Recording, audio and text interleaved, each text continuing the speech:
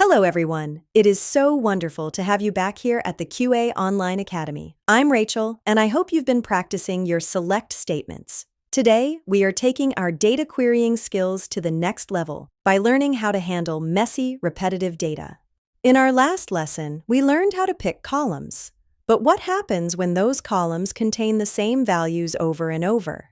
Today, we're mastering the distinct statement, your secret weapon for cleaning up results and finding unique information instantly. Think of distinct like a filter that removes all the noise. If you have a list of 1,000 customers from only 5 different countries, you don't want to see the same country name 1,000 times.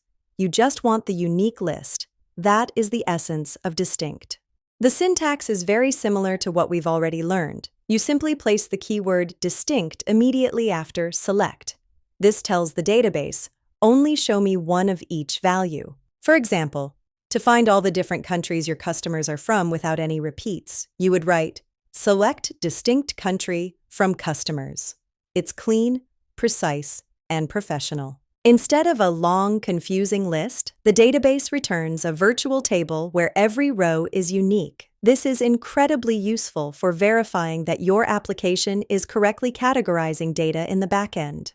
As a tester, you'll use this to verify things like drop-down lists or category filters. If the UI shows 5 categories, but your distinct query returns 6, you know there's a data integrity issue hidden in the database. Now, it's your turn to get hands-on. Please open PyCharm on your computer. I want you to practice writing a query that finds unique values. Imagine a table called orders with a column named status, which could be pending, shipped, or delivered. Write a query to find all the unique status types in that table. I'll give you 10 seconds.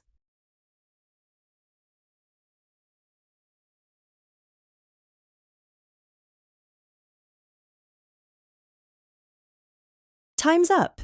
Did you manage to find the unique statuses? The logic is quite simple once you get the hang of it. Let's look at the correct syntax together. The correct code is select distinct status from orders ending with our semicolon.